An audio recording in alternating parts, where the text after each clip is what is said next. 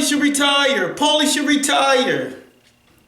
Oh my gosh, here we go again. Another top fighter gets in a rough fight and he should retire. In this instance, the thing that I think that Paulie should do is sit back, make those thousands, or hundreds of thousands, or whatever he makes commentating, and enjoy the ride. But last night, he was just in the ring with a better fighter, someone who had more attributes when it comes down to the things that can define a fight, like power, timing, tenacity, and for lack of a better word, Paulie said it himself, character. Danny Garcia lacks absolutely nothing. I hear people talking about Danny Garcia once he fights another top fighter, a Keith Thurman, a Sean Porter, he'll be annihilated. Well, from what I've seen, every single person that has stood in front of him, he's annihilated them. To the dismay of a couple of questionable fights, but I was at the Danny Garcia Lamont Peterson fight, and trust me, when you're there live, you understand the unique quality that Danny Garcia possesses, and it's called them things. Those things, for better terminology, are the dynamite that you're born with. You can't teach what he has. It's like he swings with a 25-pound metal mallet whenever he throws a punch. The fact that he's gotten it under control to the point that he can actually box, throw a nice jab, and yeah, it gets carried away every once in a while. He throws one of those things, but it's almost like a Call of Duty. It's like a whistle. Whenever a fighter is in the ring with him, he lets him know, we're not the same. I have an equalizer, let's say. And that equalizes that power. So even if he doesn't hit the guy, it's still a punch in that fighter's mind. And that's why whenever he throws off that haymaker, it doesn't matter if he hits him or misses the other guy.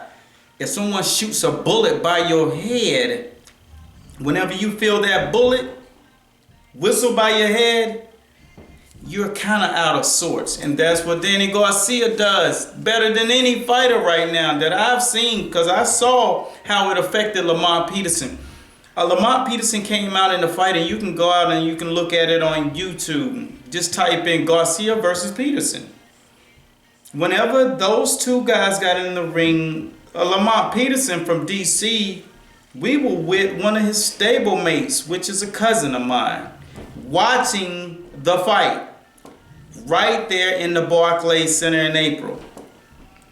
He was fussing and yelling and screaming at his boy Lamont Peterson, but at the same time, he wasn't hearing those punches whistle by his head. Lamont Peterson didn't throw punches early in the fight because Danny Garcia discouraged him by throwing those bombs that told him, if one of these hits you, you're gonna be out of sorts and on Queer Street, baby. And that's why he throws them. So, like I said, the fact that people are calling for Paulie Malignaggi's head to retire we understand it, but I have to play devil's advocate. Paulie Malignaggi can sit back on the sidelines just like Antonio Tarver did, Roy Jones, and cherry pick. In a year, Al Heyman's going to toss another bone at him. That's what makes it so beautiful. He works for Showtime. And whoever he chooses, because these guys aren't under a brick contract, he can go and do stuff for other channels. The thing about it is, Paulie is sitting good, but you cannot change the mindset and the mentality of a fighter. Why do you think he was in the ring with Danny Garcia? Why do you think he was in the ring with Showtime, Sean Porter? Because he's a fighter from Brooklyn. He's from the street. And that's what's in his blood. You can't discourage a guy from being who he is. Is anyone discouraging you from making $15 an hour or $10 an hour every day? Absolutely not. So what can discourage this guy from making $1 million a fight or $2 million a fight, plus his check that he gets from Showtime and CBS Sports? So he has to pick his fights the way he wants to pick his fights, because damn it, that's his life. That's who he is. He can do what he want to do. To call for a guy's head because he had a fight against a fighter who's undefeated and who's beaten every man that has stood in front of him is absolutely crazy. You call retirement when the guy just does not have what it takes to win a fight. He's just been in there with two vicious fighters, two of the best fighters in this era. Shane Mosley still fighting. He's about to fight Ricardo Mayorga again. That fight makes sense. So stop looking at, oh, he lost, he don't need to be. I'm going back and forth on Twitter this morning with several people who just chimed in on why he should retire, or should he retire, fight doctor. Oh, this is the thing, people. When you have a fighter, and I've had many, you allow the fighter. See, boxing does not, disallows two things. It disallows you to choose when you quit, and it disallows you to ever be fulfilled. Now, as rich as Floyd has gotten, he's still not fulfilled. That's why he's fighting another fight, and considering the 50th. It does not allow these things, and that's why boxing is the pinnacle when it comes down to ultimate combat sports. Even UFC, MMA, consistently tag team and tag their name, piggybacking off of boxing now that we've got the mainstream audience and the mainstream eye again. And this was supposed to be the buzz, but all I see MMA, UFC is a tournament. It's just like a exhibition match. You can get a basketball player against a football player against a rugby player, and they all go at it. But it's, well respected, and it takes a lot of conditioning and skill set to do it. Don't get me twisted, it's a hell of a tournament.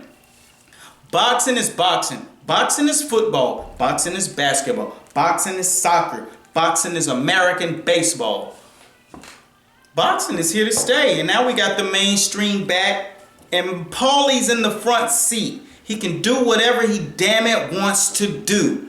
That's a hell of a life, and we out here in social media consistently are in his face asking him to do it.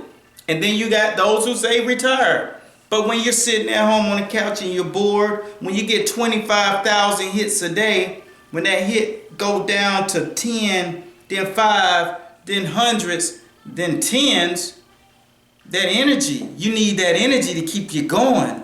You need that energy to give you that algorithm of a fighter. And that's what Paulie Malignaggi is. Don't get it twisted. He's not an accountant, and he's not about to retire his books until he chooses.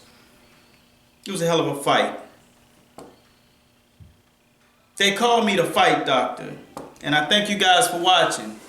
And right now you're watching Master Boxing. And this is where we break the fight world down. And we break it down on a constant basis, week after week, round by round.